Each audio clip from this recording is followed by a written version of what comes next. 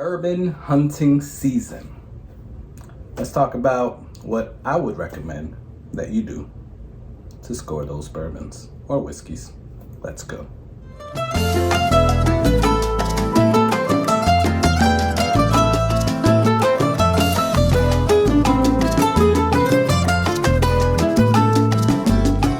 What is going on, guys? This is Carlos. Thank you for joining me here on the Whiskey Corner. Not sure why I'm singing, but I need to stop it.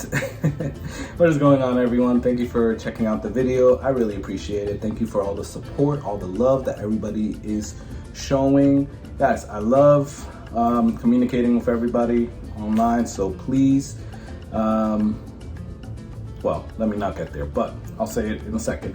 Only favor I ask is for you guys to subscribe. That is it. Only favor. Now, if you are feeling generous, you could help me out with my Patreon, help me out with some bottles or buying bottles to review for you guys. And also, click that bell icon and comment. I love speaking with the community. I love speaking with you guys, and thank you for everybody that is showing love. And for those that are not showing love and still leaving comments, I appreciate you as well, although I might not respond, or maybe respond in a bad way. I don't know, but we'll see. Either way, thank you guys for checking out this video. We're gonna talk about some tips or recommendations. I don't really want to call it tips. I don't want to have like a whole list of things here, but want to have a conversation with you about bourbon hunting season, how you might be able to score those bottles that you're looking for. First, let's do a quick little review of Basil Hayden Toast. So I have to be honest, I've never been a Basil Hayden fan. And I don't know if I still am. Yeah. So I just poured it in. I already opened this, had a few pours of it. Really looking at it. And look, I know there's some people that love Basil Hayden's, and it's a good entry-level bourbon to get into. I've just never been compelled to buy one. But I was compelled to buy this because I love toasted bourbon, toasted whiskeys. I love them. I really do. So when I saw that this came out and I saw that I got that one bottle left at Total Wine on a whim of just going there, not really hunting for it, hunting for something else, but not it, I had to buy it. 50 bucks was a little on the pricier side. 480 proof again, but hey, it is what it is. It's something that I don't know if I'm ever gonna get again. Now, I've never seen it again at a Total Wine or ABC Wines, or actually any liquor store that I usually go to after seeing it there, so I'm glad I got it. Now, it's a cool bottle, I will say. It's a really freaking cool bottle. I don't think the other Basil Haydens have this little thing here, and they changed their name. So now it's Basil Hayden, not Basil Hayden's. The notes is toasted wood, vanilla, light mouthfeel, obviously, 80 proof, and the finish is sweet caramel. So let's go in for a taste. Well, first nose and a taste. You definitely got the caramel. It's kind of marshmallowy, yeah. By the nose, it kind of does remind me of Elijah Craig. Let me see if I don't break anything. Toasted Barrel, which I freaking love. Like a cross between that and the Woodford Reserve Double Oak. Yeah, it's like campfire-ish, holding a marshmallow, and that smell, taste that you get from that marshmallow. It smells really good. I will not lie about that.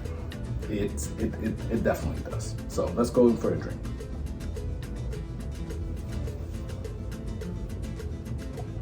So I'll get the bad out of the way and I'll end on a good note. I basically feel like I'm drinking water. It's like water mixed with the faint hints of bourbon. And that gets me back to the 80%. If I was ever going to get a Basil Hayden, this would be the one. Now, what it is promising is good. It's a light mouthfeel. You definitely get the toasted wood. Vanilla, it's like charred wood. Vanilla, and you do get a sweet caramel finish. Yeah. Along with that marshmallow finish. Like after you eat the marshmallow that you've been cooking on the campfire, that like residue taste that you get, you're definitely getting that. But yeah, I mean, it's good. If you're a Basil Hayden fan and you want to try something different that's toasted, definitely go for it. If you're not a Basil Hayden fan like I am, like, will I buy another one of these? No. Will it push me over to the edge to actually buy more Basil Hayden products? Probably not. Actually, no. Now, while we're drinking this, let's get into bourbon hunting recommendations, tips that I have for you guys. Well, the very first thing, and again, this is not a list going in best to last or best to worst or anything like that. But the very first thing that I recommend is that you start now for bourbon hunting season next year. Let me explain. Start building those relationships. There's a few whiskeys that I'm going to get, or that I was already able to get this year, because since last year, I've been making relationships with a liquor store. Now, what does that mean? Well, obviously you know about making relationships, but before you start making a relationship, pick an actual liquor store, right? You pick a liquor store, and I'll put out another video about this specific thing because this is very important. When I first started bourbon collecting, bourbon hunting, I was seeing videos and everybody's like, make relationships. And I'm sitting here making relationships with the worst stores, quite honestly. Stores that are local, but stores that weren't really into whiskey. They probably weren't getting a lot of the whiskeys that I was trying to find. They didn't know about whiskey, right? And that's fine for that store. You can still go in there, see what they have, see what they get in. But I was kind of wasting my time making a relationship with them, making a relationship with the store owner and the employees there, because quite honestly, they don't care. They didn't care about whiskey. They didn't care about me looking for whiskey. And I go in there and I buy some stuff now, and they're like, hey, Carlos, and yada, yada, yada. But I know for a fact I'm not gonna spend my money there too much, which is another important factor, because you make the relationship, and one of the ways that you're making a relationship is you gotta spend money at these places. If you just keep going to the same liquor store, talking to everybody, but they never see you buy anything, why would they help you out? You're not helping them out. Like, you could be the coolest person in the world, but at the end of the day, it's a business, right? If you're going in there talking to them, but then going down to your local Total Wine or ABC and spending your money there, why are they, your local liquor store, going to help you in the future, right? So that's the whole thing. You gotta decide, pick a store that is worth your time to make that relationship at. And by all means, is this not a set in stone thing? Obviously, there's different situations, there's different things that you can do. Maybe it is a store that the employees don't care about anything, but you have a good relationship with the owner, and the owner can get you stuff, and he himself is a whiskey collector, right? There's different scenarios, but for the most part, try to pick a store that is into whiskey, that the people are cool, that they see you coming in and out. You say hi to them, learn their names. This is all relationship building tips. I'm an account manager for a technology company, and I have customers all over the Southeast. So this comes second nature to me, right? I make relationships, and with those relationships, then you're helping other people out, kind of, but also you'll get what you need. Not trying to sound greedy, but you'll get what you need if you help others get what they need. That makes sense.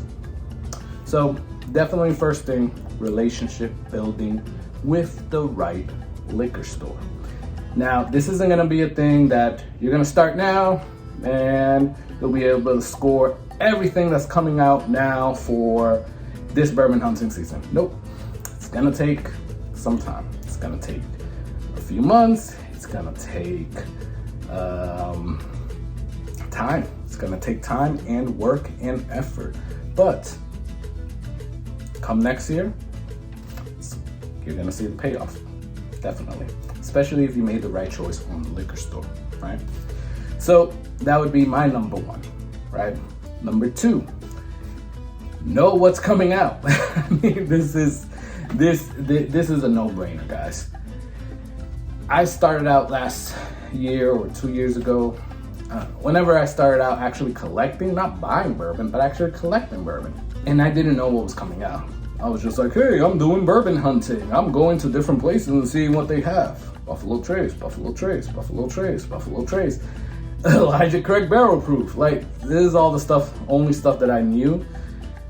And I didn't do my research. I didn't look at release calendars. I didn't look at what was coming out. What are other people looking at? What could I get? What are people gonna get? This is all research. Going along with research is my number three, is learning what the schedule is of shipments, right? Or how they get their shipments. How does the store want you to check up about shipments?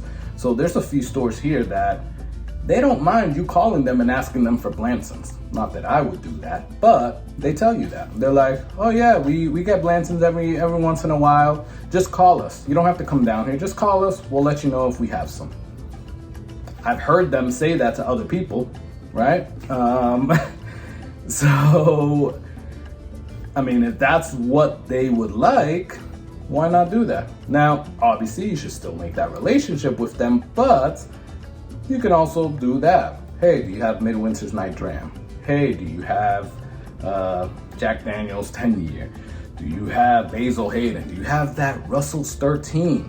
You know, what do you have? Now, yes, you're not making relationships, but at least you're going by what they told you. Some liquor stores don't want to make relationships. They just want to make sales. Next one is actually know the reviews of things that you're looking for. If I'm spending over $150, over $200 on something, I kind of want to see what the reviews are before I actually spend that money, because it'll suck to spend $200, $300, $400, $500, $600 on something and then it tastes like crap. So see the reviews, maybe get a taste somewhere. Next tip, I think I'm on number 4 or 5. Maybe I should have numbered these. Yeah, that would have helped. Get on social media or join local whiskey societies or bourbon societies. I mean, there's no going around it. The way I was able to score some of these Maker's Mark limited releases was through that, right? Fort Lauderdale Whiskey Society, Palm Beach Bourbon and Whiskey Society, wherever you're at, try to be a member, right? Because members there will let you know, hey, Total Wine is about to put this on their shelves. They have 7 bottles, 10 bottles, whatever. You're in the know, right? So then you know you're not doing all the work. You have other people also doing some work and letting you know about it. You know, it's a community. Use the community, help out the community, but then in turn, if you're out there hunting and you see something that, like when I saw this Hancock's Reserves, I was like, hey, just letting everybody know there's a few bottles of Hancock's Reserves at Total Wine. I suggest you go and get it. You know, like, you also help out the community as they're helping you out. So that's another one. Last one. Don't fall into the fear of missing out. Don't fall into the FOMO, right? It's at the end of the day, it's just bourbon. It's just whiskey, guys. Yes, for example, I got this Jack Daniel's 10-year because I was facing FOMO because I missed out on the Jack Daniel's limited release last year. But overall, I like Jack Daniel's. So it kind of offset it. I was like, okay, you know what? I'm gonna get it. It's not like one that I've never, ever tasted, right? So, and it's a limited release. It only comes out 1 year, only a few bottles, yada, yada, yada, all that stuff. So you gotta kind of outweigh it, but don't fall into the FOMO. Like, for example, George C. Stagg, William H. LaRue, William LaRue Weller, what is it? All of the BTACs, all the Blantons, all this other stuff. You're like, oh my God, I have to get it. And while they're good, sometimes you fall into FOMO because you're like, everybody else is talking about this, I have to get it. At the end of the day, guys, it's bourbon, it's whiskey. So take it seriously, but don't take it that seriously. I mean, life goes on. If you have the bottle or you don't, it's not gonna make or break you. It might break your bank account if you go and you spend $3,000 on a Pappy Van Winkle. Yeah, it might break your bank account. Not that I would recommend that, but it's not gonna make or break your life. But enjoy the journey while you're going through it, right? Correct. So those are my tips for bourbon collecting. Along with, I'm gonna put a video here, I think it is, for tips on collecting. These are bourbon hunting tips that I'm doing in this video, but that video has whiskey collection tips. So check that out. Check out some of the other videos. Do me the favor, subscribe, right? That's the only favor I ask for. Now, again, if you're feeling generous, like, comment, click that bell icon, and check out the Patreon. Now, on the commenting, let me know. What do you think about these tips? I mean, it's hard. I know there's a million videos out there about tips, but what do you guys think about it? What would you guys add to it? What would you take off? What are your thoughts on about what I said? Let me know. Do these tips help you? Let me know in the comments below. Till next time, I'm gonna enjoy my Basil Hayden. I'm gonna try to enjoy it. But till next time, guys, enjoy that whiskey. Love this water.